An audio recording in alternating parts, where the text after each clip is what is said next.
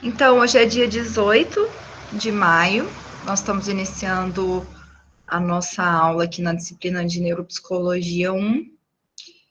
E antes de iniciar propriamente a explicação, a exposição que eu preparei para trazer aqui para vocês, eu queria primeiro dar alguns recados, né? Acho que eu já mandei lá no grupo, a maioria deve ter visto, mas vou dar o recado aqui também para aqueles que forem ver o vídeo depois, e para quem porventura não tenha visto lá no grupo, porque são tantos grupos, tanta bagunça, né?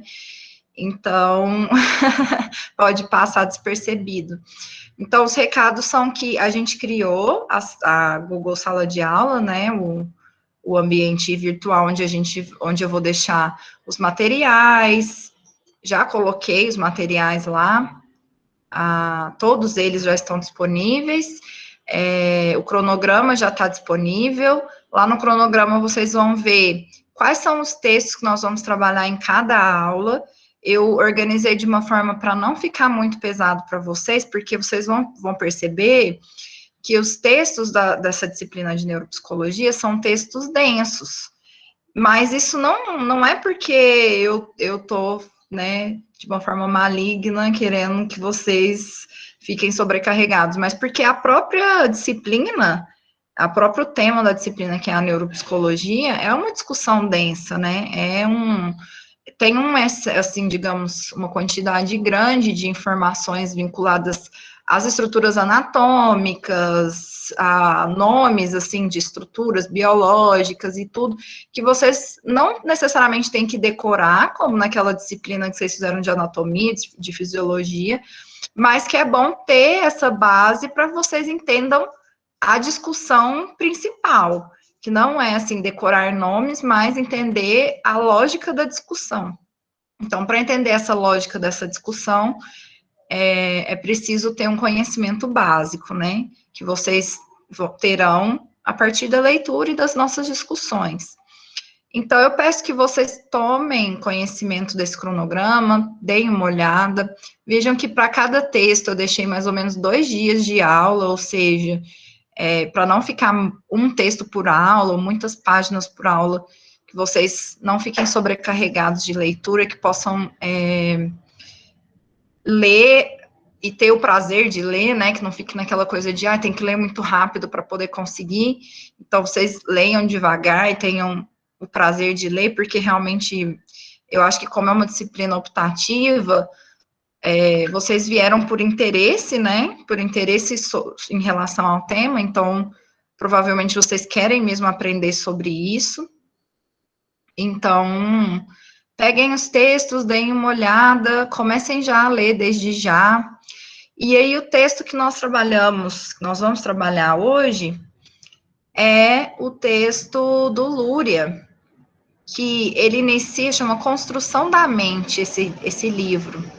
E ele inicia esse livro, ele faz uma discussão de conteúdo mais para frente, mas nesses 3 primeiros capítulos que vocês leram, ou começaram a ler, ou vão ler daqui a pouco, ele vai contar uma parte mais autobiográfica, ele vai fazer um pouco de uma apresentação biográfica, não só dele, mas daquele momento histórico em que essa discussão sobre a neuropsicologia, ela estava, assim, efervescente. Então, a discussão sobre o que é o cérebro humano, como que ele funciona, quais são as suas leis gerais de desenvolvimento, se dá para articular o funcionamento cerebral com o comportamento, com os reflexos, enfim, quais essas possibilidades de articulação, tudo isso estava sendo discutido por vários e vários e vários pesquisadores, pensadores de vários países, né? E o Luria, ele vai explicar como que estavam se desenvolvendo essas discussões lá na Rússia. E ele vai trazer um elemento principal para a gente entender esse salto qualitativo dessas discussões acerca da neuropsicologia na Rússia. Ele vai trazer um fato histórico principal, né, na opinião dele, na minha opinião também, que levou essas discussões a avançarem bastante, que foi a Revolução. a Revolução Socialista. Então, às vezes a gente pensa, uma revolução é só um fato histórico, né, um acontecimento, ou então uma coisa política que não tem nada a ver com a ciência.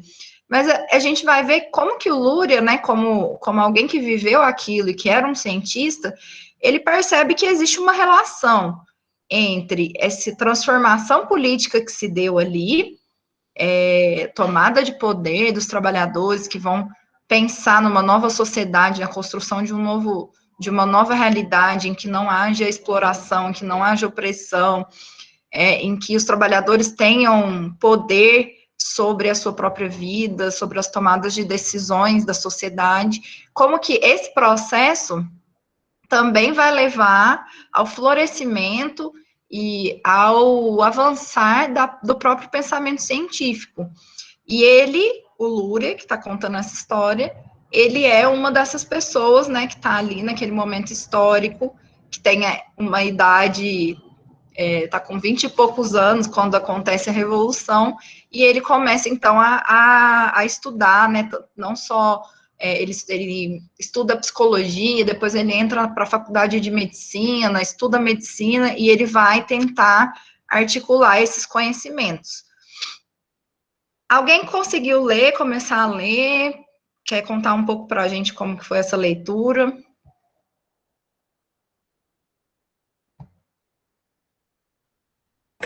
Eu comecei a ler rapidamente, mas não, assim, não formei ainda nenhum comentário. Achei a leitura tranquila. Achei a leitura tranquila, mas eu comecei já dei uma lida. Não terminei, não cheguei a terminar o capítulo 1 ainda não, que é esqueci o nomezinho, é o aprendizado, né? Não cheguei a concluir ele ainda não.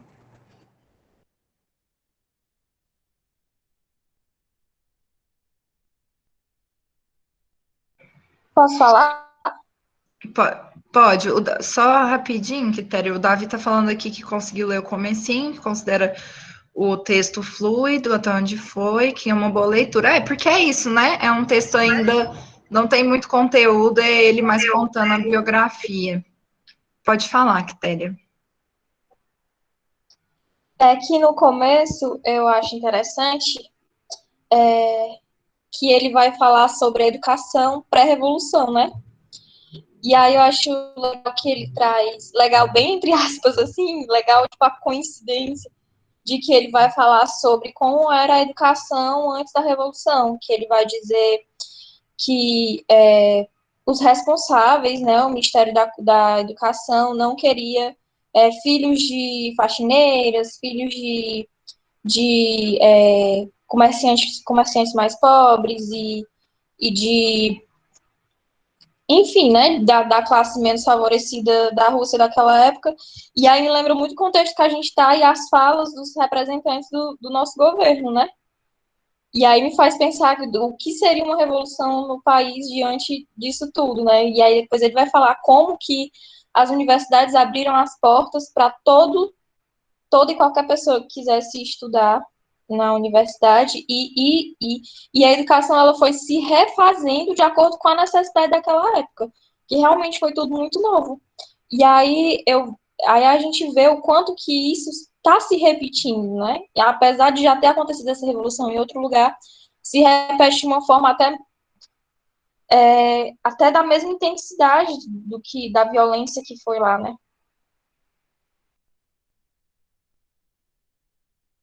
Perfeito, Quitéria.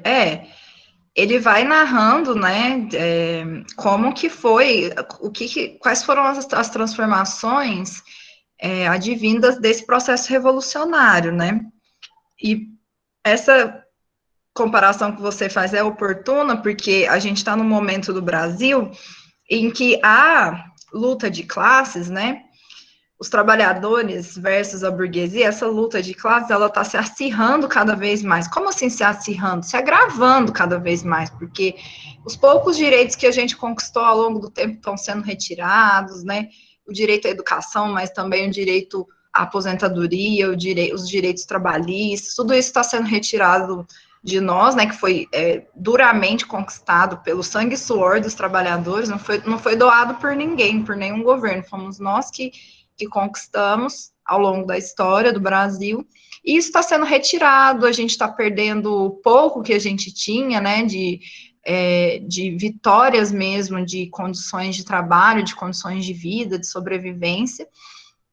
E o Luria, quando ele conta o que aconteceu na Rússia, parece que dá para fazer um paralelo, porque ele mostra como que as universidades eram totalmente elitizadas, a educação não estava disponível para o povo não tinha acesso a nada, e como que é nesse contexto, contraditoriamente, né, que a gente pensa, nossa, é um contexto tão triste do Brasil, hoje a gente perdendo tudo, a vida ficando muito pior, mas é esse contexto em que a existência da classe trabalhadora se torna mais difícil, digamos assim, mais quase impossível, né, que estão nos matando, 420 mil mortes aí, enfim, quando a nossa existência vai se tornando cada vez mais impossível, são esses momentos que possibilidades para organizações de trabalhadores e consequentemente, possibilidades de processos históricos revolucionários. Então, contraditoriamente, quanto mais se acirra a luta de classe, mais possibilidades de uma saída revolucionária, né?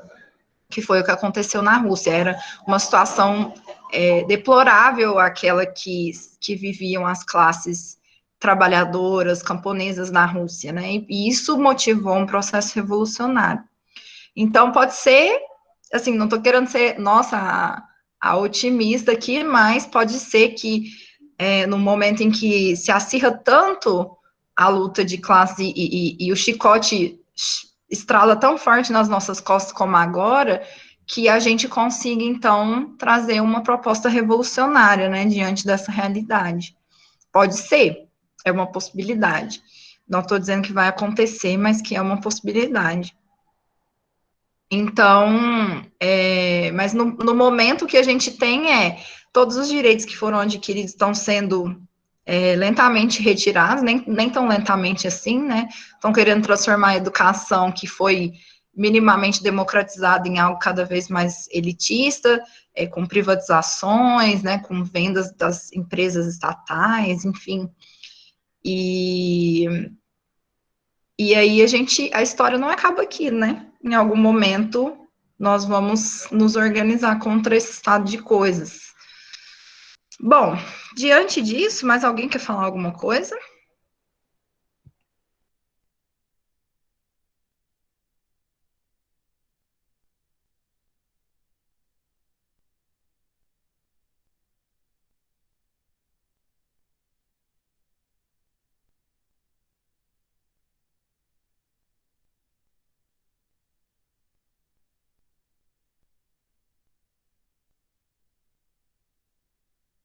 Vocês estão conseguindo ver a apresentação? Sim, estamos.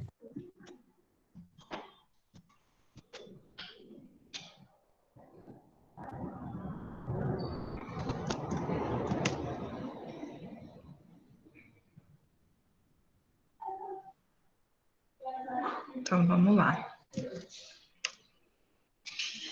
Então, Você consegue me ouvir, Amanda? consigo. Pode falar, Maikson. Eu comecei a ler o primeiro capítulo do... Você tá conseguindo me ouvir, né, professor? Eu comecei a ler o texto, eu li só o primeiro capítulo. Eu achei interessante o que a Quitéria falou, porque ao mesmo tempo que estava tendo uma revolução social, né, também estava tendo uma revolução ideológica, por assim dizer. É tanto que o Luria, ele vai sempre buscando algo que está faltando na psicologia, né? E aí é interessante onde ele vai buscar o que está faltando. Ele vai na psicanálise, também vai em outros teóricos, é sempre procurando algo que está faltando. Achei interessante também que ele queria cursar psicologia, mas a família foi contra, né, e ele teve que cursar medicina. Achei interessante esse ponto também. Já tem muito tempo que a gente é marginalizado, né? Que a gente é considerado uma disciplina secundária em relação à medicina. Mas esses teóricos russos, eles sabiam que a medicina não daria conta de explicar o desenvolvimento, né? Que a gente teria que dar um passo adiante em relação ao desenvolvimento meramente físico, biológico, e entender que o processo psicológico está para além disso, que foi a grande pergunta desse momento histórico, era qual a relação, estava até falando sobre isso já na minha disciplina anterior a essa, qual a relação entre o biológico e o social? Qual a relação entre o desenvolvimento biológico, que, digamos, é uma atribuição da medicina, com o desenvolvimento social, que a gente vai ver que dentro da psicologia histórico-cultural é uma atribuição da psicologia, que é a psicologia que vai articular essas duas esferas, né? Então, ele sabia que precisaria estudar psicologia para conseguir chegar nessa resposta de uma teoria que fosse revolucionária, que tivesse a favor dos princípios revolucionários dos trabalhadores, né, contra a exploração do trabalho, contra a sociedade de classes, a favor de uma sociedade totalmente diferente dessa, e que ele teria que estudar psicologia para isso, né? Então, diante da negativa dos pais, ele vai trilhar seu próprio caminho. Ele estuda medicina, mas também frequenta os eventos, os congressos de psiconeurologia, onde ele conhece o Vygotsky, né, que já está discutindo a questão da psicologia, entra para o Instituto de Psicologia de Moscou, e é considerado para nós hoje um grande teórico da psicologia, né, um grande psicólogo. Mais alguma coisa, gente?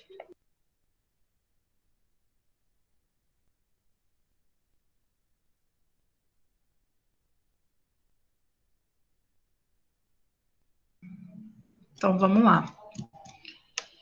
Então, vida e obra de Alexander Luria. Eu estou apresentando esse teórico para vocês, primeiro, porque vocês provavelmente não verão muitas vezes a gente falar do Luria no nosso curso, porque a psicologia histórico-cultural sequer é uma das abordagens que aparece de forma mais formal no nosso currículo e tudo mais, mas isso não é um problema só nosso, assim, não estou fazendo uma crítica ao nosso curso, mas também a grande maioria dos cursos de psicologia, né, que não incluem a psicologia histórico-cultural. Então, provavelmente vai ser um dos poucos lugares que vocês vão ver dentro da universidade, né, a gente falar sobre esse teórico, mas, ironicamente, ele é considerado o pai da neuropsicologia. Então, por mais que a maioria das disciplinas de neuropsicologia que vocês viram ou já foram em palestras e tudo mais, essas disciplinas de neuropsicologia, elas se baseiam no behaviorismo, análise do comportamento, e acabam não dando os créditos ao pai da neuropsicologia, que é o Luria, que não era um analista do comportamento, que não era um behaviorista, que era um pesquisador marxista dessa abordagem que se convencionou chamar de psicologia histórico-cultural. Então, é interessante a gente ver essa origem, né, como que hoje o que se chama de neuropsicologia foi criado por uma outra pessoa, com uma outra abordagem, e que essa pessoa muitas vezes não é lembrada e também não se dá os créditos, assim, né. Então, hoje nós vamos conhecer um pouco da história do Luria. Então, Alexander Romanovich Luria, esse é o nome em cirílico, né, em russo, foi um médico e psicólogo soviético, considerado o pai da neuropsicologia, que nós vemos o Luria nessa imagem, fazendo alguns dos seus testes, né, e com vários alunos lá ao fundo, observando. Então, é importante lembrar que na psicologia, na Rússia, pós-revolução, nesse momento em que o Luria atuou e tudo mais, florescia, né, como a Quitéria trouxe aqui, a universidade estava aberta para o povo, as pessoas poderiam entrar e poderiam estudar se assim quisessem, se assim desejassem. Então, a ciência floresceu, né, as formas de pensar o homem floresceram, se transformaram, E aí é muito comum ver essas imagens em que tem, assim, os grandes mestres com grandes equipes, com muitos psicólogos, muitos estudiosos, estudando e pensando ao mesmo tempo, pensando coletivamente, pensando em equipe, que é algo que a gente não vê com tanta frequência na nossa realidade do capitalismo, né, que é meio que cada um por si, assim, você forma, aí você vai abrir seu consultório, sua clínica, ou então vai procurar emprego em algum lugar, mas aí a gente acaba tendo que trabalhar sozinho, ou então pagar por uma supervisão, né, por uma discussão coletiva, mas nesse momento aqui, não. Era toda uma discussão coletiva, todo mundo pensando coletivamente, né, grandes equipes de pesquisadores pesquisando juntos, então é muito comum ver essas imagens, com muitas pessoas. Então, informações biográficas do Luria. Em 1902, Luria nasce em Kazan, que é essa cidade da Rússia, que é uma cidade universitária próxima a Moscou. Ele é filho de médico e de professor universitário.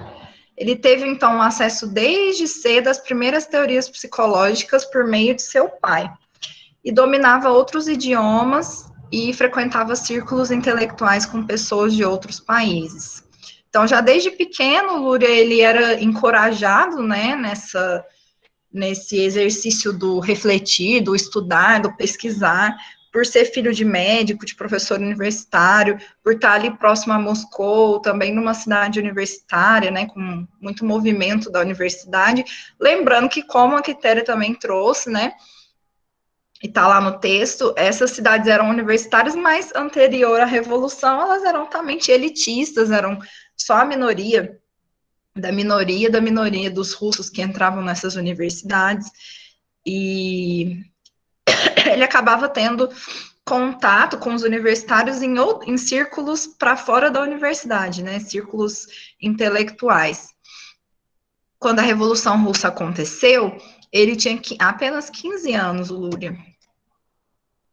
Eu acho que eu tinha falado 20, mas eu errei. Ele tinha 15 anos.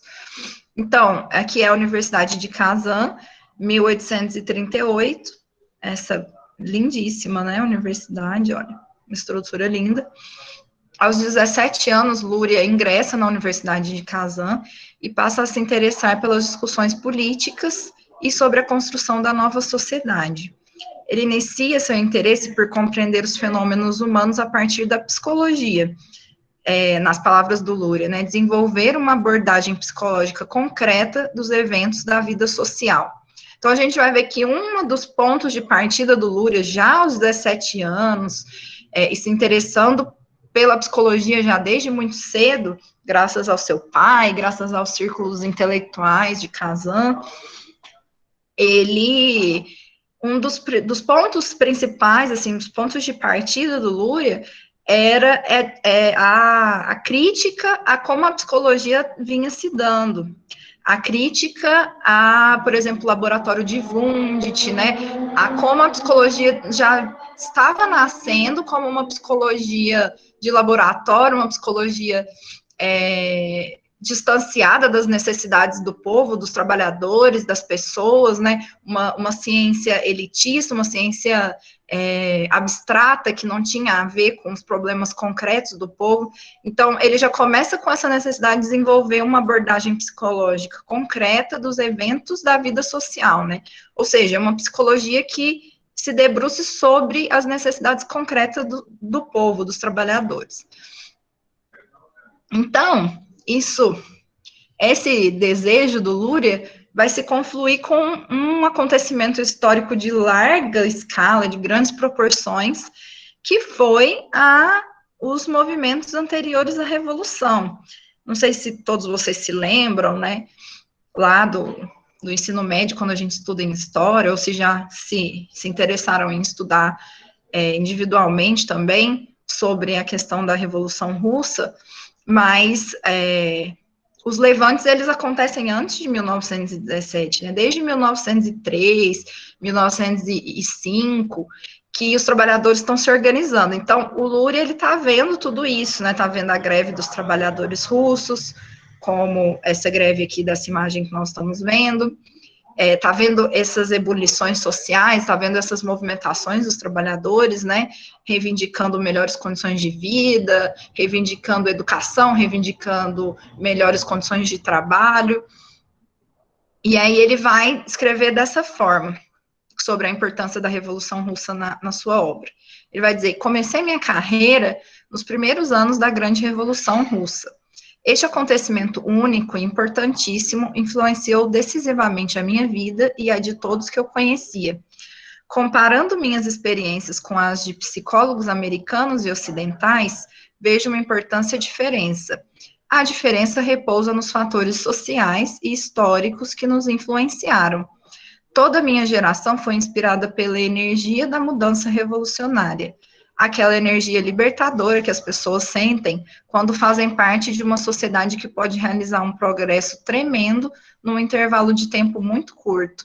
Então, aqui o Luria está se referindo à revolução, que é esse momento em que os trabalhadores tomam poder, liquidam os czares, né, a monarquia que existia até então, acaba com a fome, com a miséria, socializam os meios de produção, e por isso podem iniciar um processo de progresso, né, de desenvolvimento de forças produtivas e de desenvolvimento tecnológico, desenvolvimento científico, muito grande em um intervalo de tempo muito pequeno.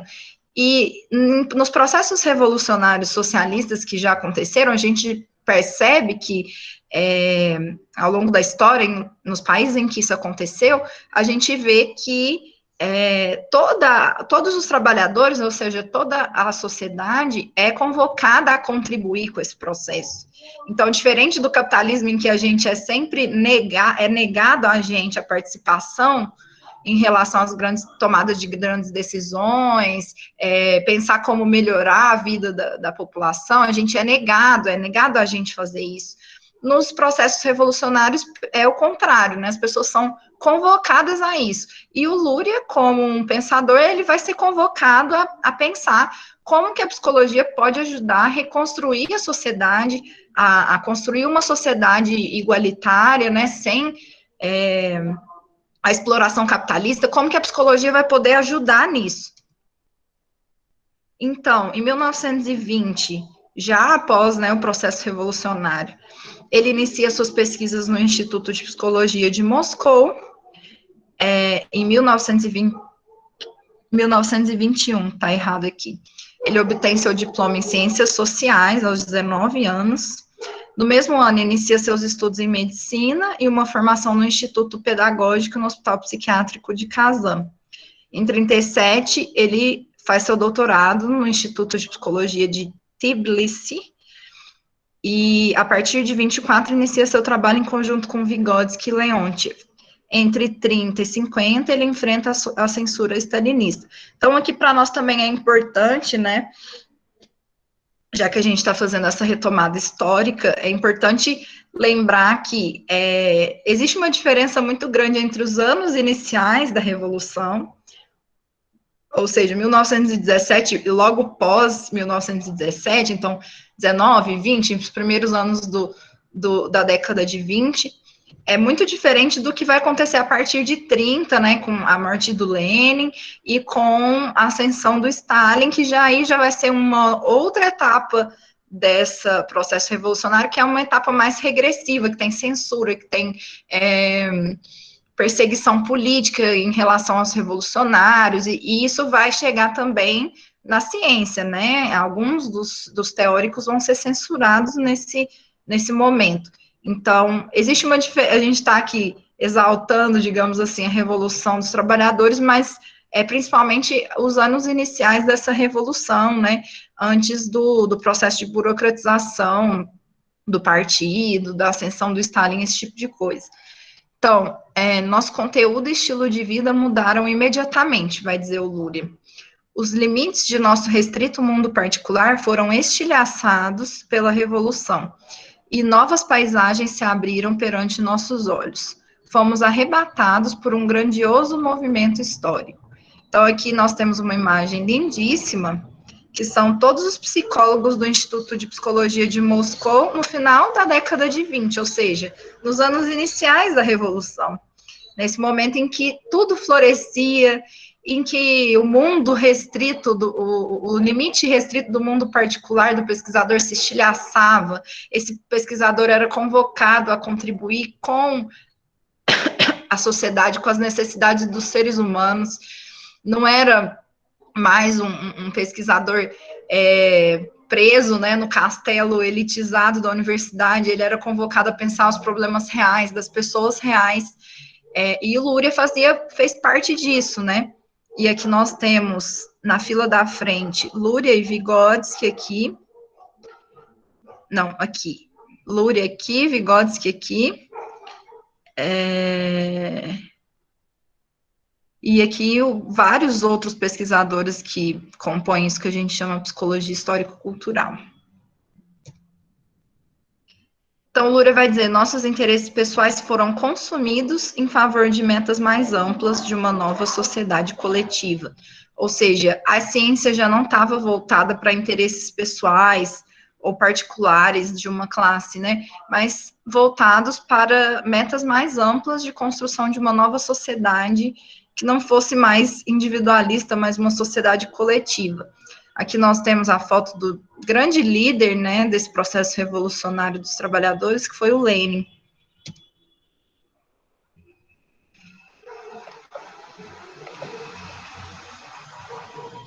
Gente, até aqui tudo bem? Vocês estão acompanhando? Alguma pergunta? Colocações, dúvidas? Não? Até aqui tudo bem.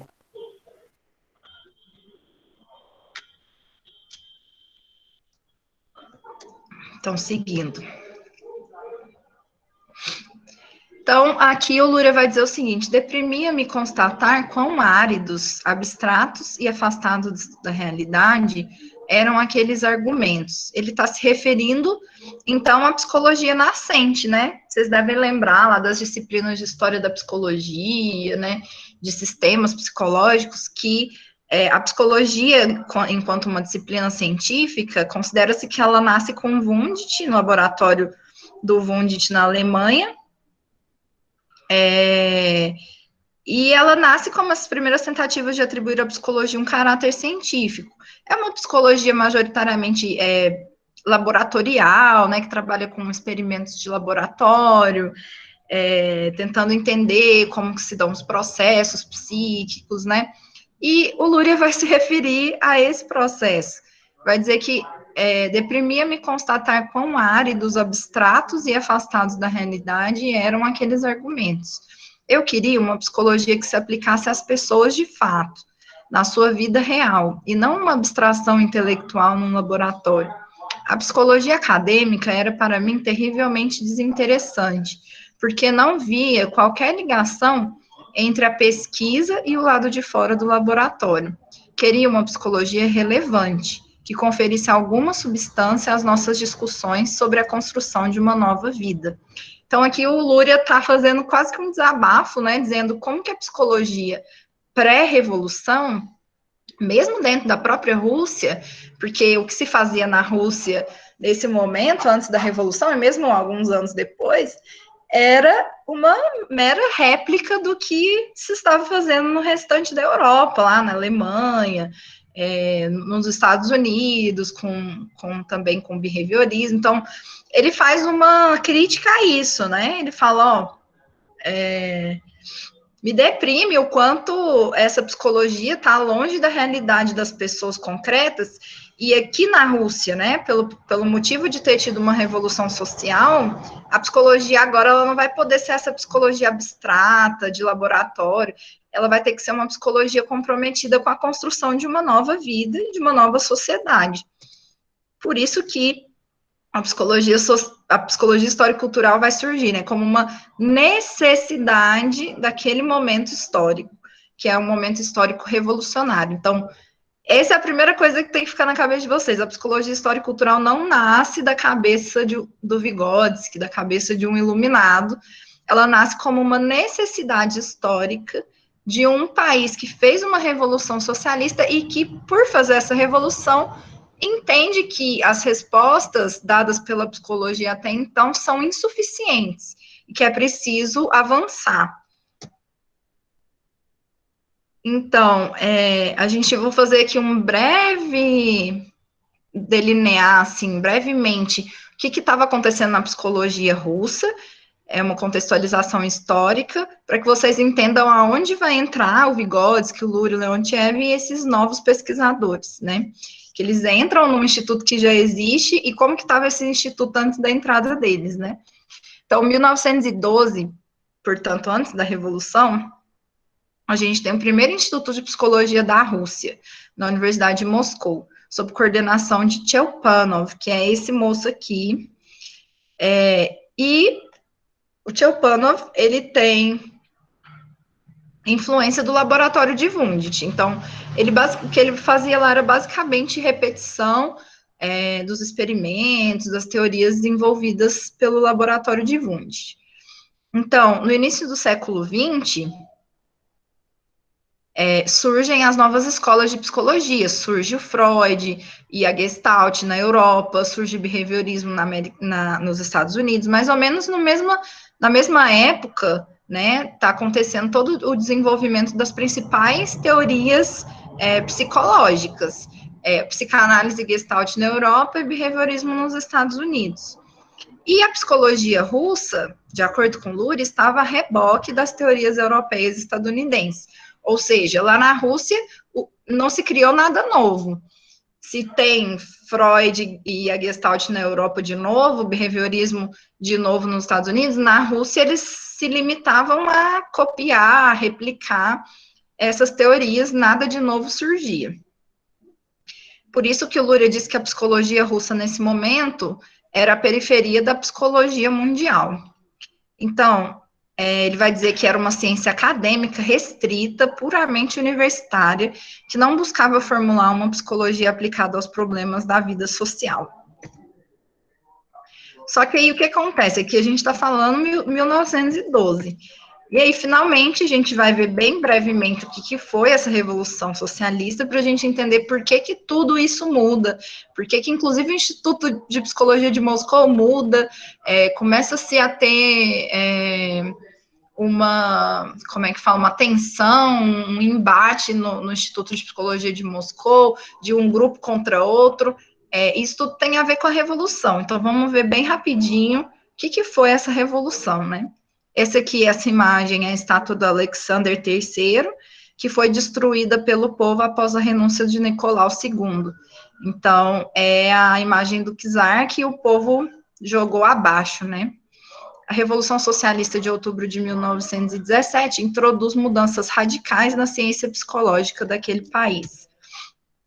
Rapidamente, então, a gente tem que a Revolução de Fevereiro de 1917 derrubou a monarquia e a autocracia do czar Nicolau II, e estabeleceu em seu lugar uma república liberal, que é o que se chama de governo provisório.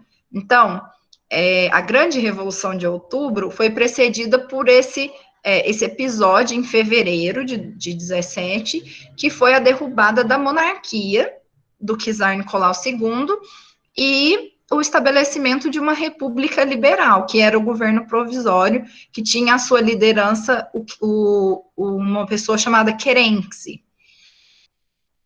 Então, a partir dessa derrubada da monarquia, instauração do governo provisório, os trabalhadores começam a se organizar de outra forma. Então, isso aqui que vocês estão vendo nessa imagem à esquerda é a reunião do Soviet de Petrogrado. Olha quantos trabalhadores reunidos no mesmo lugar. O que é um Soviet? É um conselho de trabalhadores que se opunha ao governo provisório comandado por Kerensky. Então, pensa, o povo conseguiu depor o rei, mas agora a briga está entre o que vai ser colocado no lugar desse, né? A gente conseguiu derrubar o rei, mas o que vai ficar no lugar? Uns defendiam a república liberal, capitalista, portanto, né, que era comandado pelo Kerensky, e a maior parte dos trabalhadores queriam uma nova forma de governo que fosse o poder dos soviets, o poder dos trabalhadores, e não o poder de uma minoria burguesa lá na República Liberal. Então, eles formavam os soviets, que eram os conselhos, em Petrogrado e em outras cidades. A ideia era a ideia do duplo poder, que é... Não, desculpa, eles instituíram um duplo poder, que é, apesar de ter o governo provisório, tinham também os soviets, que não apoiavam o governo provisório. Então, se tinha lá instituído o governo provisório de caráter liberal, capitalista, mas também tinha um poder paralelo, digamos assim, que eram os soviets, que eram os conselhos dos trabalhadores. Então, isso em 17. A partir de abril, a gente tem as teses de abril do Lenin, em que ele conclama os soldados a uma frente que colocasse fim à guerra imperialista, que foi a Primeira Guerra Mundial, e iniciasse a Revolução Proletária na Rússia. Então, através das teses de abril, Lenin contava... através das teses de abril, Lenin conclama esses trabalhadores organizados a não permitir que o governo provisório se mantenha, mas a tomar o poder do governo provisório e instituir o socialismo, né? Revolução proletária dos trabalhadores. O Lenin, é claro, contava com os processos revolucionários em outros países para o triunfo da revolução na Rússia e em todo o mundo. Ou seja, o Lenin desde o início sabia que se fosse feita a revolução proletária na Rússia, a revolução proletária deveria ser feita na Alemanha, na Inglaterra, na França, em outros países mais desenvolvidos, porque se acontecesse só na Rússia, que foi o que realmente aconteceu, a revolução ficaria isolada e estaria fadada ao fim, que realmente foi o que aconteceu, né, infelizmente. Então, paz, pão e terra e todo poder aos soviets eram as palavras de ordem. Mais um passo na organização, teve o Congresso dos Soviets, 16 de junho de 17, que cria um órgão central de organização dos conselhos de trabalhadores, que é o Comitê Executivo Central dos Soviets. Lenin e os soviets fazem uma campanha anti-guerra imperialista que aglutina grande parte do povo russo. Então, o povo russo já com fome e sendo obrigados a lutar na guerra imperialista, né, que foi a Primeira Guerra Mundial. Então, o Lenin, quando ele conclama todo o poder aos soviets e que a luta fosse por pão, paz e terra, para os trabalhadores que estavam sem comida, sem paz e sem terra, ele consegue aglutinar boa parte desses trabalhadores organizados. Então, finalmente, nós temos a vitória em outubro de 1917, em que o Partido Bolchevique derruba o governo provisório por meio da tomada de poder pelos trabalhadores liderados por Lenin. Aqui nós temos o Lenin falando ao povo russo, né, fazendo suas falas frente a grandes contingentes de trabalhadores. Aqui nós temos o Trotsky, que também está presente. Aqui nessa foto nós temos a tomada do Palácio de Inverno pelos trabalhadores, onde estavam os membros do governo provisório, que abdicam imediatamente. Então, qual é o papel da ciência e da psicologia nesse contexto? Vai dizer que, apesar do triunfo da Revolução de Outubro, a Rússia estava em ruínas. Claro, né? Tinha acabado de sair de uma guerra imperialista, que ela nem deveria estar lá, e muitas pessoas morreram, isso levou à fome, à miséria, doenças, né? Mas também uma revolução civil, uma guerra civil que é uma revolução, né? Então, a Primeira Guerra Mundial e a Guerra Civil colocaram uma urgência à ciência em geral, e também à psicologia russa, a reconstrução do país sobre novas bases. A psicologia passa a se dedicar a problemas de aplicação prática. Então, tanto que a psicologia ela tinha que ser o mais prática e o mais concreta possível, ela não podia mais ser aquelas abstrações de laboratório, né? Então, a psicologia, dentro desse contexto, a primeira psicologia que se desenvolveu foi a psicotecnia, que seria a psicologia do trabalho, né? Psicologia, não uma psicologia do trabalho como a gente conhece hoje, mas a psicologia voltada ao trabalhador, à produção. Então, a tarefa daqueles anos, diz o Luria, consistia em elaborar uma nova teoria no lugar da psicologia introspectiva da consciência individual, baseada no idealismo filosófico que já era cultivado no período que precedeu a Revolução. a nova psicologia devia partir da filosofia do materialismo histórico dialético, tinha que se converter numa psicologia marxista. Então, ele conclui, né, não dava mais para a gente fazer uma psicologia baseada numa consciência individual e no idealismo, que era o que se tinha antes da Revolução. Então, a partir de agora, a gente vai precisar desenvolver uma psicologia que parta da materialidade, que entenda o ser humano como um desenvolvimento histórico e que, portanto, tenha que se basear na psicologia, né, no marxismo, no materialismo histórico.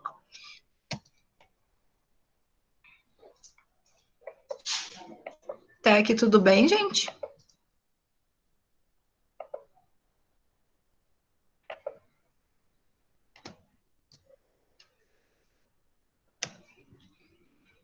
Sim, professora, tranquilo. Então, vamos lá. Então, qual o papel da psicologia nesse contexto? Para o Luria, se colocava uma dupla tarefa para a ciência psicológica que nascia de uma revolução socialista dos trabalhadores. A primeira tarefa era o combate ao idealismo. Era esse idealismo, né, que vinha lá das experiências do Wundt e tudo mais, era uma frente na qual continuava a atuar Tcheopanov. Lembra do Tcheopanov, que era aquele que presidia o Instituto de Psicologia de Moscou? Ele continuava a atuar nessa frente e ele continuava combatendo as ideias da psicologia marxista. E a segunda tarefa da nova psicologia seria o combate ao materialismo vulgar, ou seja, combater o reducionismo biológico da psique, do psiquismo, ou seja, a psicologia, a nova psicologia, ela deveria combater todo tipo de idealismo, ou seja, todo tipo de psicologia introspectiva, aquela psicologia que não tem uma explicação material, mas ela também deveria combater o materialismo vulgar, que é o quê? Que é aquelas psicologias que reduzem a complexidade do psiquismo o seu funcionamento biológico. Então, era para combater essas duas formas do pensamento pré-revolucionário, né? Em 1924, portanto, alguns anos pós-revolução, aparece nesse contexto todo um sujeito chamado Levi Semyonovich Vygotsky, que chega à ciência psicológica por meio de sua participação no segundo Congresso Nacional de Psiconeurologia. O Kornilov, que também já havia iniciado suas formulações para a nova psicologia com base marxista, ele se entusiasma com as teses apresentadas por Vygotsky e o convida para trabalhar no Instituto de Psicologia de Moscou. É aqui que a gente vai ver o encontro do Vygotsky com o Luria, né? Que o Luria já estava trabalhando lá, e o Vygotsky está sendo convidado pelo Kornilov, que é um cara que assistiu o Vygotsky falando no congresso, ficou entusiasmado, ficou impressionado com as teses e convidou ele para o instituto. Então, aqui entra esse grande personagem da psicologia que se chama Vygotsky, né? Esse aqui é a carinha dele. O Vygotsky, ele nasceu em Gomel, iniciou sua atividade científica quando ainda era estudante da Faculdade de Direito. Ele estudava simultaneamente na faculdade de História e Filologia entre os anos de 1913 e 17. Além disso, além de estudar na Faculdade de Direito, na Faculdade de História e Filologia, ele também escrevia críticas literárias com orientação psicológica, sendo a principal delas a sua análise de Hamlet, publicada com o nome de Psicologia da Arte. As pesquisas sobre o problema da diferença entre funções psicológicas elementares e superiores visavam superar o materialismo vulgar e o idealismo na ciência psicológica. Então, o Vygotsky não foi o primeiro a tratar desse tema. Era um tema que já estava sendo discutido, e isso é uma coisa que vocês precisam entender, né? Já tinham muitos pesquisadores, inclusive o próprio Luria, antes do Vygotsky, que estava tentando formular essa nova psicologia, essa psicologia de orientação marxista, que conseguisse superar o idealismo e o biologicismo na psicologia. Então, era um esforço coletivo de várias cabeças, né, de muitas pessoas pensando. Mas o Vygotsky, como vocês vão ver à medida que vocês forem continuando a leitura do texto da aula de hoje, da próxima aula, né, desses 3 primeiros capítulos, tem o terceiro capítulo que o Luria chamou de Vygotsky, em que ele vai justamente explicar que apesar de ter muita gente discutindo esse tema, o Vygotsky ele tinha uma sensibilidade para o materialismo histórico e uma genialidade, digamos assim, que se sobressaía. Então, ele conseguiu desenvolver muita coisa num período de tempo muito curto, que foi o período de vida dele, morreu muito cedo, acho que com 34 anos. E nesse curto período de vida aí produtiva, o Vygotsky desenvolveu muitas coisas porque ele tinha essa assim, maior sensibilidade, né, com a questão epistemológica mesmo da psicologia. Então, ele vai contribuir com essa discussão que já existia, que é essa discussão de qual a diferença entre qual a relação entre o biológico e o social, ou seja, qual a relação entre as funções elementares e as funções superiores do homem, ou seja, qual a relação entre as funções que são meramente biológicas e aquelas que não são mais biológicas, que são exclusivamente humanas, que não existem outros animais e que são históricas e sociais. Aí mais para frente a gente vai ver isso bem direitinho, né, relação entre funções psicológicas elementares superiores, mas só para demarcar aqui para vocês que esse era um ambiente intelectual ali naquele momento, de muitas pessoas pensando sobre isso, e o Vygotsky vai aparecer contribuindo também. Então, para o materialismo vulgar, que é o behaviorismo, associacionismo, reflexologia, não há uma distinção entre as funções elementares e as superiores. Então, diante disso, opera-se uma redução dos fenômenos psíquicos complexos aos reflexos. E para o idealismo, que é a psicologia compreensiva naquele momento, outras psicologias, há uma distinção, mas não existe uma explicação causal dos fenômenos psíquicos. Então, de um lado, a gente tinha quem nega que tem uma distinção, então, o behaviorismo, o associacionismo, a reflexologia consideram, de certa forma, o ser humano como uma continuidade evolutiva dos animais, tanto que é possível você fazer pesquisa com animais e transpor isso para a explicação do homem naquele momento, né, se fazia isso,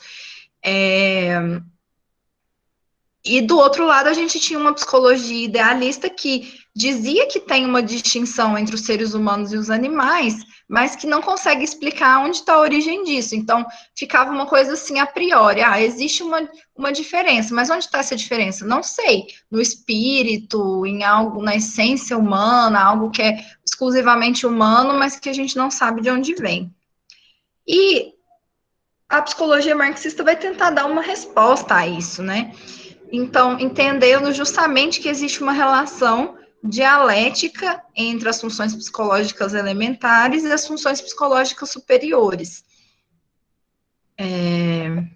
Antes da gente entrar nisso, só para ver aqui se vocês estão conseguindo acompanhar, se está tudo bem. Maikson disse que o Vygotsky não dormia, não. Trabalha enquanto eles dormem, tô brincando. O Vygotsky era apaixonado no que ele fazia, né? Ele sabia que ele estava numa situação ali específica, num momento histórico específico, muito especial, e ele não parava de produzir, não parava de ler, de estudar. Você pega os textos do Vygotsky, ele faz referência a todo mundo que já pensou alguma coisa de psicologia, ele faz referência lá, ele lia todos os estudos, lia todos os autores, tentava captar as coisas positivas de todos os autores e refutar aquelas que ele considerava que não era, e você vê, assim, que ele faz esse trabalho de ler o Freud, ler o Piaget, mandou carta, ele realmente, assim, não parava.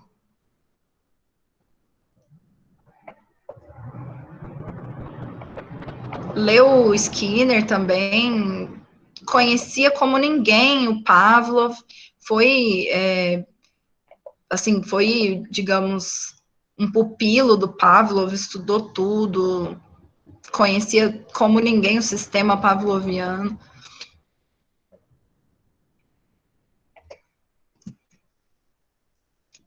Vocês querem falar alguma coisa, gente? Professor, você pode só explicar de novo o que é o idealismo? Que eu me perdi. Sim, é que eu também não expliquei muito bem mesmo, porque eu tô meio que dando só uma pincelada, mas o idealismo seria aquelas... A grande questão está na pergunta o seguinte, o que diferencia os seres humanos dos animais? Ou seja, o que diferencia o ser humano do restante da natureza, né? E aí vão ter duas possíveis respostas para essa pergunta, que são os materialistas vulgares e os vulgares, assim, os materialistas mecanicistas e os idealistas. Primeiro vão surgir os idealistas. O idealismo, ele surge lá com a própria filosofia moderna, com Descartes, que vai dizer, olha, o que nos diferencia do restante da natureza é que a gente tem algo de especial. Existe uma diferença entre nós e o restante da natureza, e essa diferença está em algo que está dado a priori no ser humano. Esse algo é o espírito. É que, quando eu falo espírito, não é no sentido religioso, de alma, é o espírito no sentido, isso que faz com que a gente pense, isso que faz com que a gente tenha consciência. Antigamente, né, na filosofia se chamava de espírito, a racionalidade, a razão, isso que nós temos que é exclusivamente humano. E aí, lembra do Descartes, quando ele fala assim, penso, logo existo? É isso, o ser humano existe porque ele pensa. Nós existimos. O que nós temos de específico? O que o ser humano tem de específico? A razão, a racionalidade. Também lá na escolinha, no ensino infantil, ensino médio, a gente escutava isso da professora de ciências, né? O que é o ser humano? O ser humano é um animal racional, ou seja, o que tem de específico no homem, de exclusivo no homem, é a racionalidade, é o espírito, né? Mas, quando você pergunta, tá, mas o que nos diferencia dos seres humanos é que dos outros animais é que a gente pensa, ou que a gente tem razão. Mas de onde vem essa razão? De onde vem o pensar? Aí o idealista não dá conta de responder. A filosofia idealista não dá conta de responder. E ela acaba culminando no idealismo, que ou já existia, já estava lá, já está dado, a razão ela já nasce com o homem, não se sabe de onde ela veio, ou frequentemente se cai numa explicação divina. Foi Deus que quis, Deus que fez assim. Então, esse é o idealismo. E existem vários tipos de psicologias idealistas que vão trabalhar com algo que é exclusivo do homem, por exemplo, a consciência, o inconsciente. A psicanálise, ela flerta bastante com o idealismo, né? Existem estruturas inconscientes, mas de onde elas surgem? Não, elas estão dadas, né? Ou então são estruturas intrapsíquicas que a gente não sabe explicar exatamente como surgiram.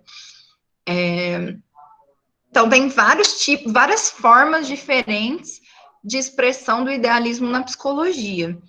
O Vygotsky e o Luria, eles estão se referindo a um tipo específico, que é o associacionismo, desculpa, que é a psicologia introspectiva, que era aquela psicologia que acreditava que você só pode estudar os fenômenos psíquicos cada um só pode estudar o seu próprio fenômeno psíquico, porque como a gente não tem acesso ao fenômeno psíquico do outro, ao psiquismo do outro, então a gente só tem acesso ao nosso próprio psiquismo, então a única forma de estudar o psiquismo é fazendo uma introspecção, ou seja, nos autoanalisar, analisar o nosso próprio psiquismo. Só que você veja que se você parte dessa premissa de que a gente só pode analisar o nosso próprio psiquismo, aí a ciência psicológica acaba. Que essa é inclusive, a crítica que o Skinner, que o Pavlov, que a vertente materialista vai fazer à psicologia idealista. Vai falar, não, se você partir do pressuposto de que não existe nenhuma forma de você pesquisar o psiquismo de uma forma, por exemplo, criar leis gerais sobre o psiquismo, generalizar algo sobre o psiquismo, então acaba a ciência psicológica. Se eu só posso falar de mim mesmo, ninguém pode comprovar que o que eu estou falando é verdade, porque ninguém pode acessar o meu psiquismo. Exatamente. Aí você, você teria que fazer terapia consigo mesmo diante do espelho, né? Tipo assim, não tem ninguém que pode acessar o seu psiquismo, logo a própria psicologia deixa de existir. E essa é a crítica que, não sei se vocês já leram o Skinner, já devem ter estudado. O Skinner faz essa crítica, falando, se a gente não tiver nada objetivo que se refira ao nosso psiquismo, então não tem como ter psicologia. E aí ele vai dar a resposta dizendo que o fenômeno objetivo que se refere ao psiquismo que a gente pode analisar é o comportamento. E o Vygotsky vai fazer uma crítica ao Skinner e à reflexologia, dizendo que o comportamento é um tipo de reducionismo, né, que aí não tem como a gente se aprofundar nessa crítica, mas a resposta ao idealismo é um materialismo reducionista.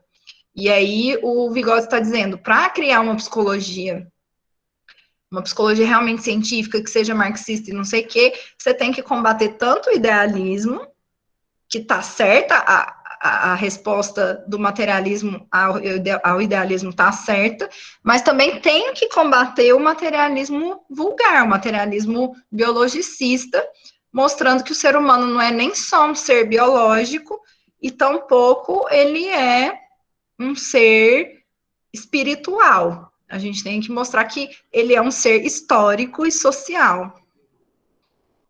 Deu para entender mais ou menos, Maikson? Quer dizer, quem perguntou? Deu Acho que sim, foi o Maikson. fui eu mesmo que perguntei. Tá. Deu sim, obrigado. Gente, eu vou ter que pedir uns 5 minutinhos aqui de intervalo rapidamente, só porque eu preciso ir ao banheiro. Tudo bem para vocês? 3 a 5 minutinhos eu já volto. Vou fechar aqui. Tudo bem, professora?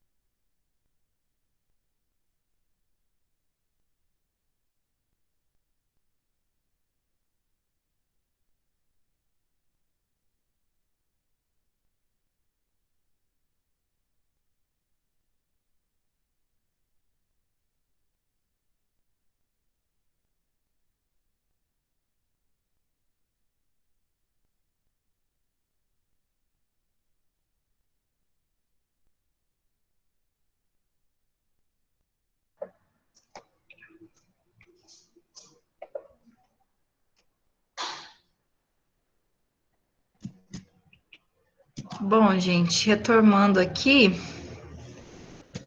acho que estão todos aí, né? Então, retomando, só para a gente finalizar, vamos fazer essa discussão sobre o que seria, então, a diferença, né, entre as funções psicológicas elementares e as funções psicológicas superiores.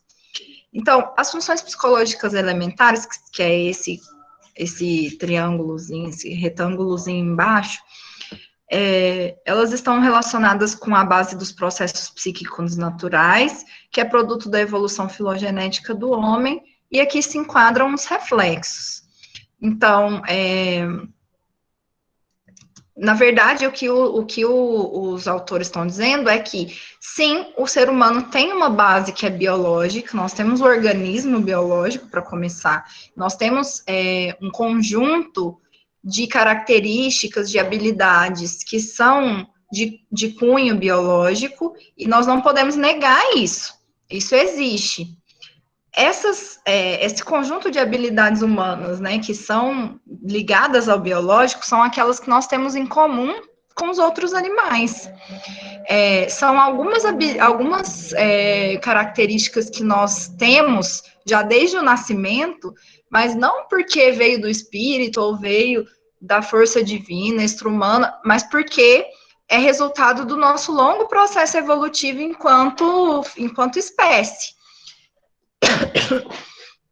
Basicamente, ao passar pelo processo evolutivo, o ser humano adquiriu certas habilidades e todo sujeito humano que nasce com algumas habilidades, só que elas são muitíssimo restritas.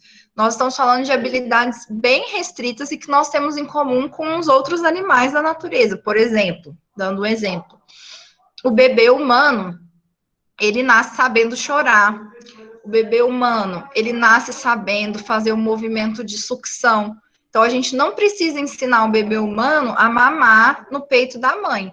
Isso é algo que ele já nasce sabendo, como mamíferos que somos. Nós sabemos mamar desde o nascimento, sem que isso precise ser ensinado.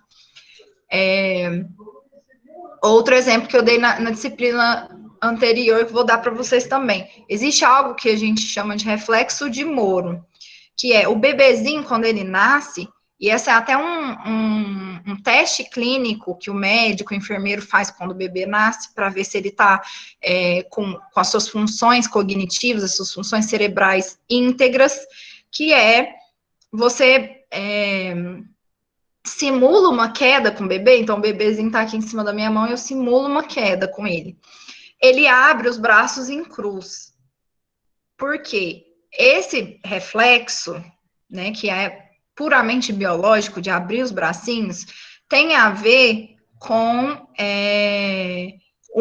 digamos, um legado da espécie, que é, ao fazer esse movimento, se o bebê caísse no chão, provavelmente ele iria conseguir ter menos prejuízo. Tipo assim, se ele sofresse uma queda, aquele movimento garante que se tenha menos prejuízo, que bata menos a cabeça, enfim. Então, é um legado do nosso desenvolvimento, da nossa evolução enquanto espécie. E nós temos, do ponto de vista cognitivo, também algumas funções psicológicas, então, que são iguais, que nós temos em comum com outros animais. Por exemplo, a atenção involuntária. O bebezinho humano, quando ele nasce, é possível você verificar, não sei se todo mundo aqui já viu um bebezinho recém-nascido, já conviveu, um irmãozinho ou o próprio filho, e tenha visto que quando você vê o bebezinho recém-nascido, você percebe que ele tem um nível de atenção. Ele consegue voltar a sua atenção para as coisas, mas ele não volta a sua atenção, isso é importante, ele não volta a sua atenção de forma voluntária. Ele dirige a sua atenção para o estímulo mais forte.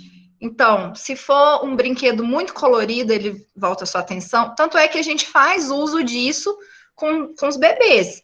O brinquedinho que a gente dá para o bebê é um brinquedinho que faz barulho, ou que é muito colorido, que tenha características físicas do objeto que chamem a atenção do bebê.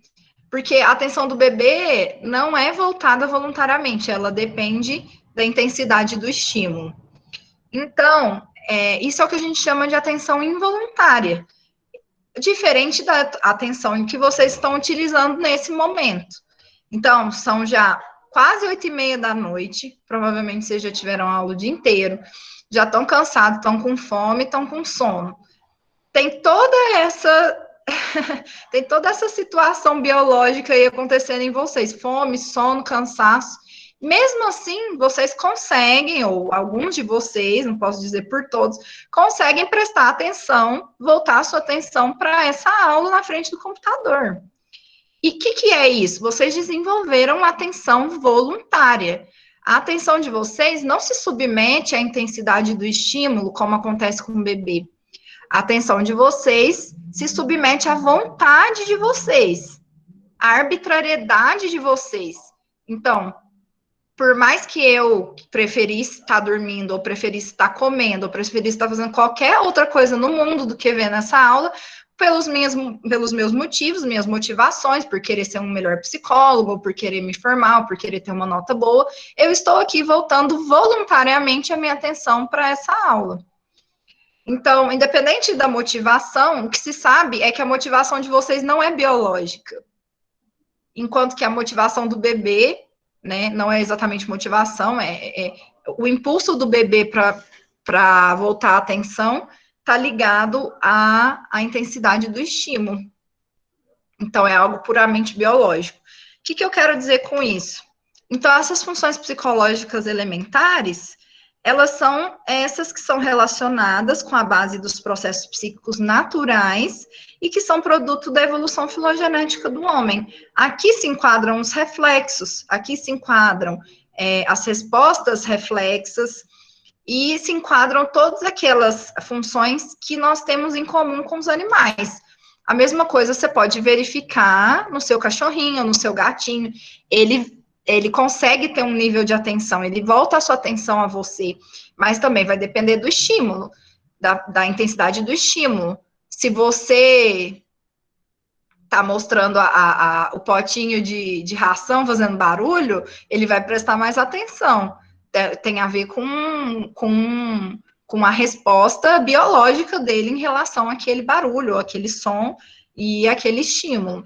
Então, não sei se está dando para entender, deu para entender mais ou menos isso, gente? Beleza? Então tá.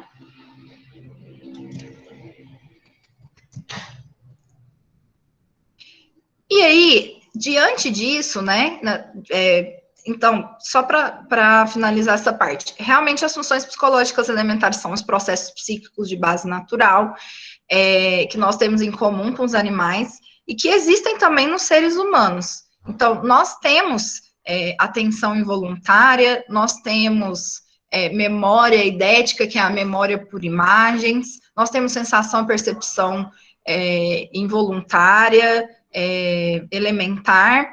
Só que o que acontece com o ser humano, que não acontece com os outros animais, sobre essa base de funções meramente biológicas, erigem funções de tipo superior, que são essas funções que não são mais meramente biológicas, que são essas funções que estão relacionadas com os processos culturais, mediados pelos instrumentos físicos e psicológicos do ser humano. Ou seja, sobre essas funções psicológicas elementares se erigem outras funções de tipo superior, que são exclusivamente humanas, que não se encontram em nenhum outro animal e que, portanto, não tem uma base natural, não vem do processo evolutivo filogenético do homem, né, do processo de desenvolvimento da espécie, mas que tem a ver com a natureza social e histórica do ser humano, tem a ver com os processos culturais, mediados por instrumentos físicos e instrumentos psicológicos, que são uma diferenciação que depois a gente vai ver melhor. Ou seja, o ser humano, diferente de todos os animais, ele transforma a natureza para poder sanar suas necessidades. Então, o ser humano precisa se vestir, precisa se proteger do frio, precisa, enfim, se proteger de um animal, de um predador, e diferente dos outros animais, ele não simplesmente se adapta às condições do meio, ele vai lá e ele transforma o meio, transforma a natureza. Então, ao fazer isso, ele cria instrumentos físicos, como, por exemplo, um machadinho, uma machadinha, ou um rastelo, ou qualquer instrumento, um arco e flecha. Então, o ser humano pega os elementos da natureza e transforma isso em instrumentos que não existiam antes, instrumentos físicos. Mas também nós produzimos instrumentos psicológicos. Esses instrumentos psicológicos que existem para a gente, que a gente mesmo produz, para poder regular e controlar a nossa conduta. Eu vou dar um único exemplo de um instrumento psicológico. Por exemplo, o semáforo. A gente foi desenvolvendo tantos instrumentos físicos, tanta tecnologia, etc., a ponto de criarmos carros motorizados, automóveis, ruas, etc., e a gente, em certo momento, percebeu que estava ficando perigoso e a gente criou um instrumento que basicamente serve, não tem função nenhuma, a não ser ficar parado na nossa frente e mostrar e dirigir artificialmente a nossa atenção. Então, no vermelho, quando tiver aceso o vermelho, a gente tem que entender que a gente tem que parar. Quando está no amarelo, a gente tem que ficar atento, porque daqui a pouco vai abrir o sinal, e aí quando estiver no verde a gente pode passar. Ou seja, nós mesmos produzimos um instrumento que tem como função controlar a nossa conduta, nosso comportamento e a nossa atenção, nossos processos. Nosso processo psicológico. Outro instrumento psicológico, muito simples, um caderno com uma caneta. Então, para poder auxiliar a minha memória, que não é só uma memória biológica mais, eu pego um caderno, pego uma caneta, que é o que alguns de vocês estão fazendo, e começo a anotar coisas que eu eventualmente queira ou necessite lembrar depois. O que é isso? Você está ampliando, através desse objeto, caderno e caneta, você está ampliando a capacidade da sua memória biológica. Então, de forma que as suas funções, a sua função psicológica da memória, ela vai se amplificar ali pelo uso do caderno e da caneta. Então, caderno e caneta são instrumentos psicológicos, no sentido de que auxiliam as suas funções. Veja como as nossas funções não são mais meramente biológicas, mas elas são mediadas pelos objetos, pelos instrumentos físicos e psicológicos que nós mesmos criamos para nos auxiliar. Até aqui tudo bem, gente?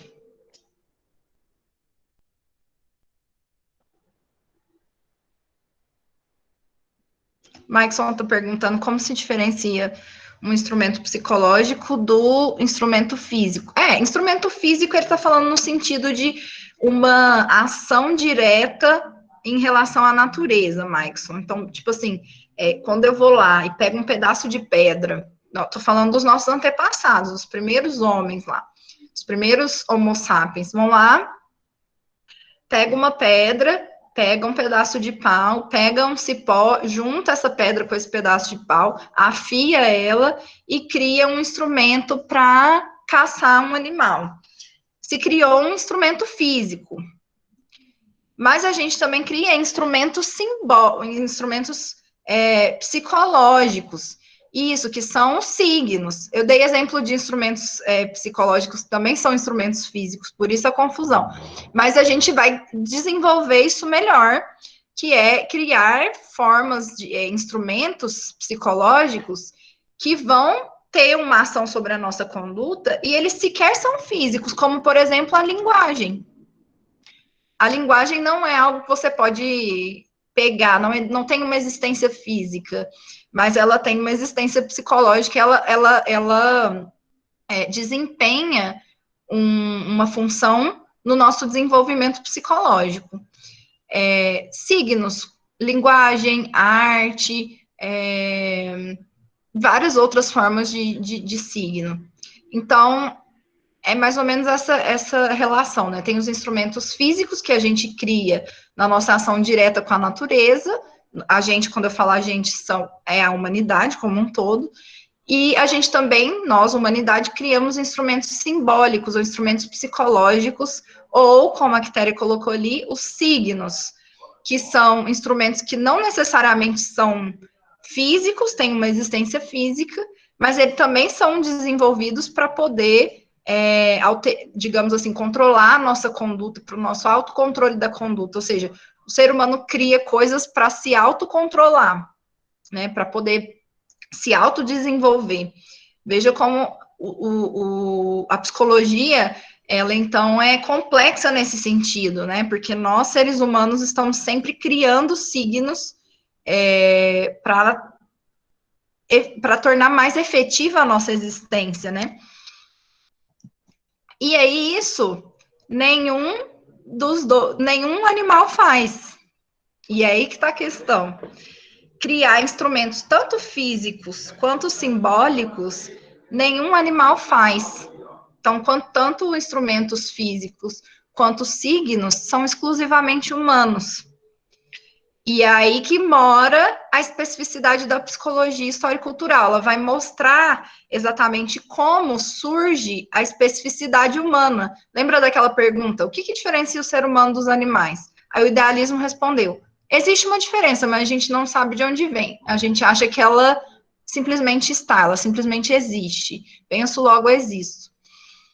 Aí veio o materialismo mecanicista e falou, eu discordo dos idealistas, eu acho que não existe diferença entre os seres humanos e os animais. Seres humanos, tudo que existe de específico nos seres humanos já está em centelha lá nos animais. A gente só existe uma diferença quantitativa entre nós e os animais, porque nós evoluímos mais, mas não existe uma diferença qualitativa. Aí chega a psicologia histórico-cultural e fala, as duas coisas estão, a gente precisa superar tanto o idealismo quanto o materialismo, entendendo que existe sim uma diferença qualitativa entre os animais e o ser humano, e essa diferença repousa justamente no fato de que nós, diferente de todos os seres humanos, somos capazes de transformar a natureza para a criação de instrumentos físicos, né, que é o que a gente chama de trabalho. Nós somos capazes de transformar a natureza para sanar as nossas necessidades, e ao fazer isso, nós criamos também instrumentos simbólicos, signos, e transformamos nós mesmos. A nossa consciência, as nossas funções psicológicas se transformam e se tornam qualitativamente diferentes daquelas funções psicológicas presentes nos animais. Então, sim, nós somos qualitativamente diferentes dos animais e nós podemos mostrar até a origem dessa diferença. Qual a origem dessa diferença? O trabalho.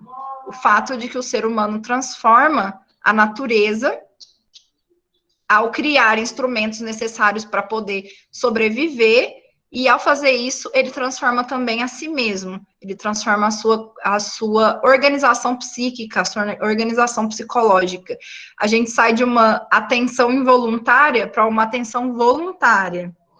A gente sai de uma memória por imagens, que é a memória dos animais e do bebê humano, e vai para uma memória verbal, em que perpassa a aquisição da linguagem, que é um signo. Tá dando para entender mais ou menos? O que vocês estão achando aí? Tá dando para compreender, Maikson?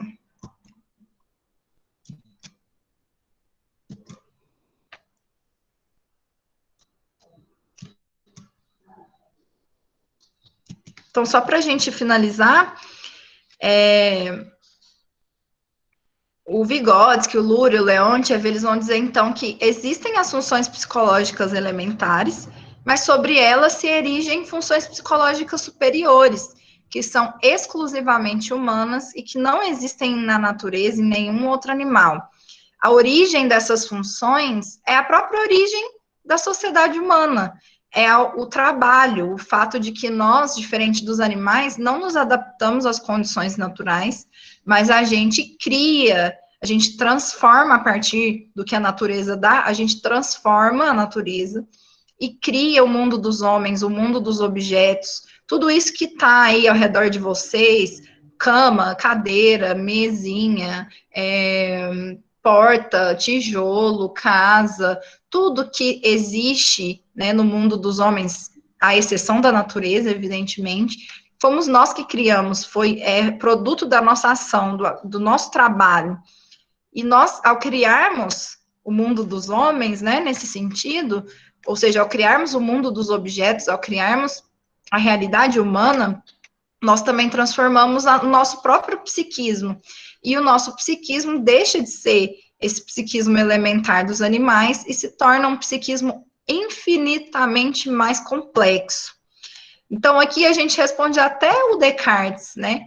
Que ele fala, penso, logo existo. Na verdade, trabalho, logo existo, né? Através da modificação da realidade que nós modificamos a nós mesmos e passamos a existir enquanto seres totalmente diferentes da natureza.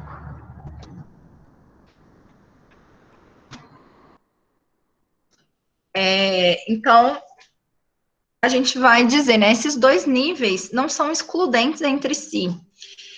Ou seja, quando a gente desenvolve funções psicológicas superiores, a gente não deixa de ter funções psicológicas elementares. Por exemplo, um exemplo disso a gente pode pensar que a gente tem memória eidética. O que é a memória eidética? É a memória por imagens. Quando a gente precisa, a gente utiliza esse tipo de memória.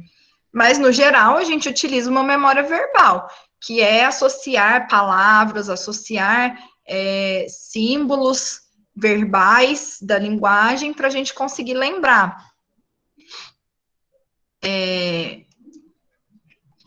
Então,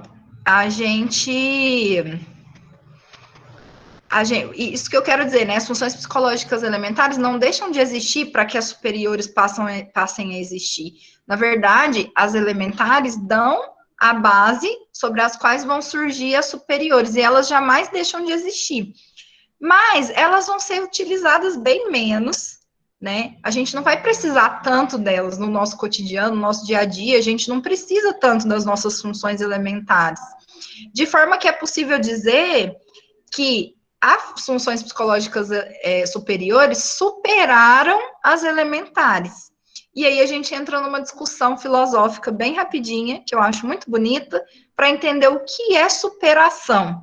Como assim funções psicológicas superiores superam as elementares, né? O que significa superar nesse contexto? E aí o Vygotsky vai trazer o Hegel, que é um filósofo alemão muito importante, né?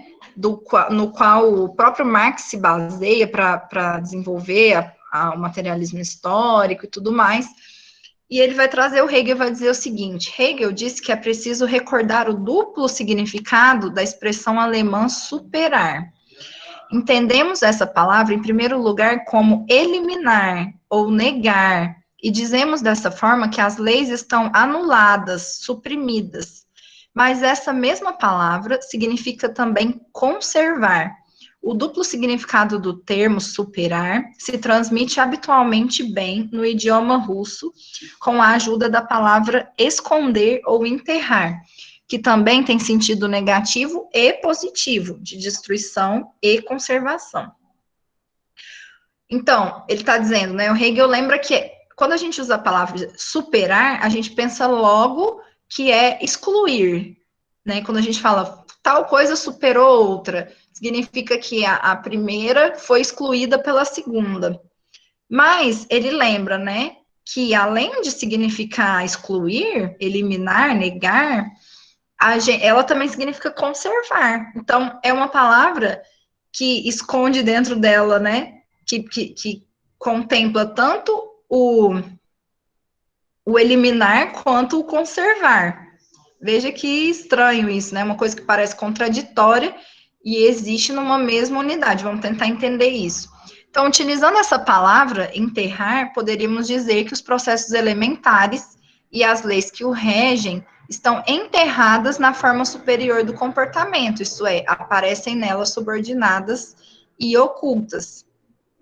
Vamos ver o exemplo aqui que o Hegel dá. O próprio Hegel dá vários exemplos. Então, ele diz, o botão desaparece no desabrochar da flor, e poderia dizer-se que a flor o refuta. Então, o que ele quer dizer? Tem o botão. Se o botão, né, da rosa, antes de desabrochar, ele é um botão. Depois de desabrochar, ele é rosa. Então, onde tem botão, não tem rosa. E onde tem rosa, não tem botão. Onde tem flor, não tem botão. Onde tem botão, não tem flor. Nesse sentido, a gente pode dizer que a flor refuta o botão. Quando a flor passa a existir, o botão deixa de existir. Tá aí tudo bem. Então, ele diz, do mesmo modo que o fruto faz a flor parecer um falso sereí da planta, pondo-se como sua verdade em lugar da flor. Ou seja, da mesma forma, a relação do fruto com a flor. Onde tem, a flor vai se transformar em fruto. Então, onde tem fruto, não tem flor. Onde tem flor, não tem fruto. Então, de certa forma, a gente pode dizer que um repele o outro, né? Então, essas formas não só se distinguem, flor e fruto são diferentes, mas também se repelem como incompatíveis entre si. Onde está um, não está o outro. Porém, ao mesmo tempo, sua natureza fluida faz delas momentos da unidade orgânica, na qual, longe de se contradizerem, todos são igualmente necessários. Essa igual necessidade que constitui unicamente a vida do todo. Então, o que ele está chamando a atenção é o seguinte, por mais que sejam incompatíveis entre si, flor e fruto fazem parte de uma mesma unidade, porque sem a flor, o fruto não existe. Entende? Então, é a mesma unidade, são coisas que se repelem, digamos assim, porque são contraditórias. Uma tem que deixar de existir para a outra existir, mas uma não existe sem a outra. Então, é o que a gente chama de unidade de contrários. É uma contradição que forma uma unidade. Você só entende um se entender o outro.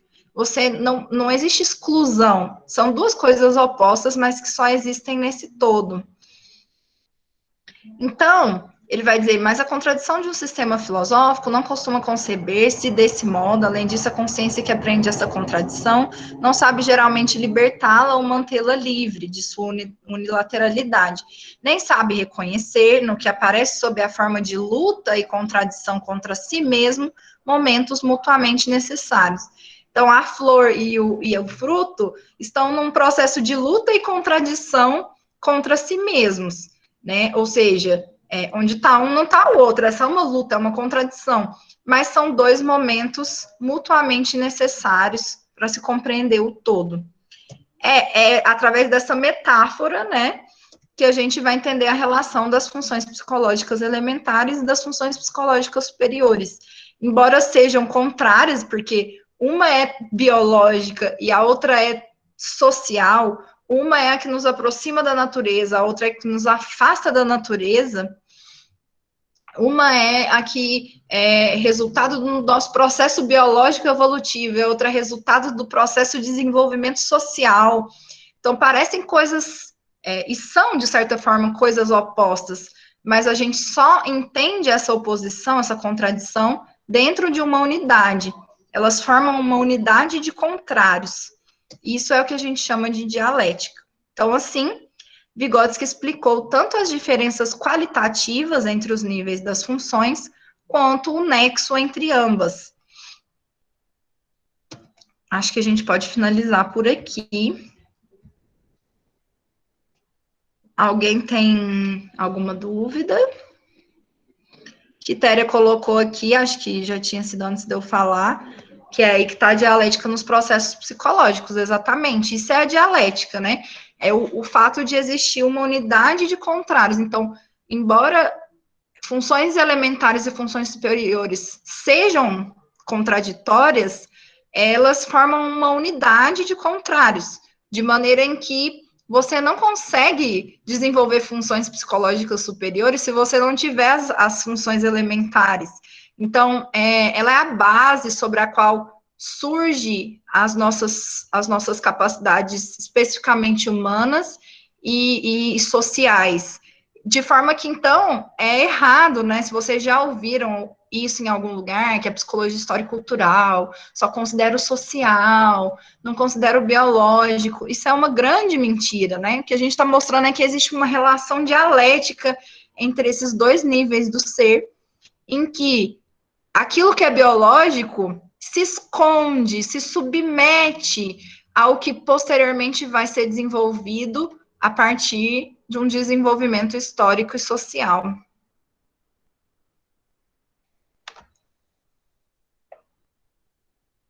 Aí, Maikson está falando, figura e fundo não é possível dissociar, mas ambos se constituem.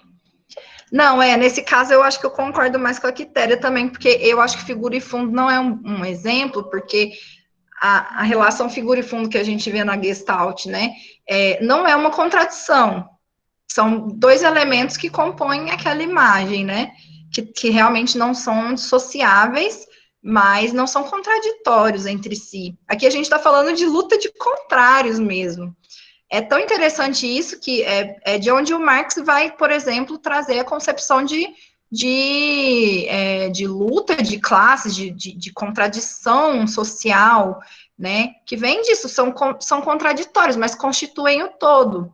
Né? Então, burguesia e proletariado, digamos assim, são totalmente contraditórios, seus interesses vitais são totalmente opostos.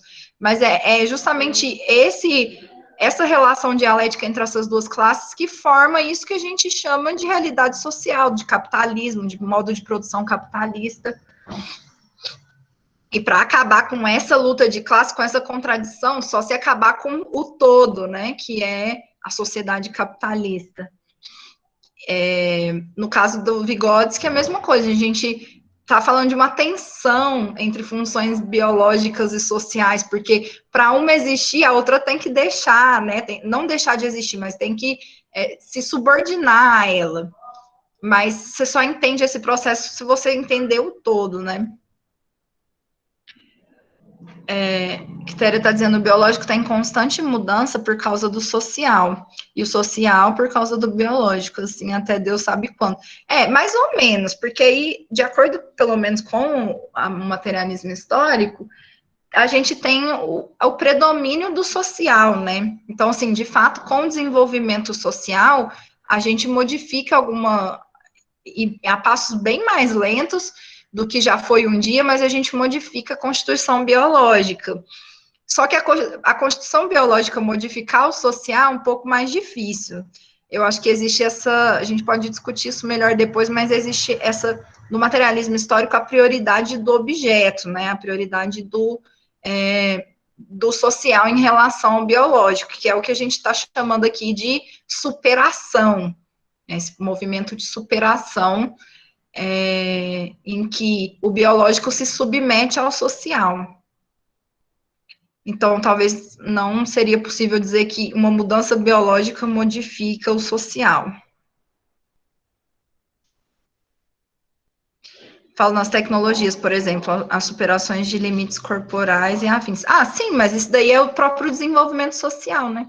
O desenvolvimento de tecnologias é o desenvolvimento de forças produtivas, é o desenvolvimento da sociedade. E aí, sim, essas transformações sociais geram transformações orgânicas em nós, né? Nesse sentido. Acho que não sei se eu te entendi, Quitéria.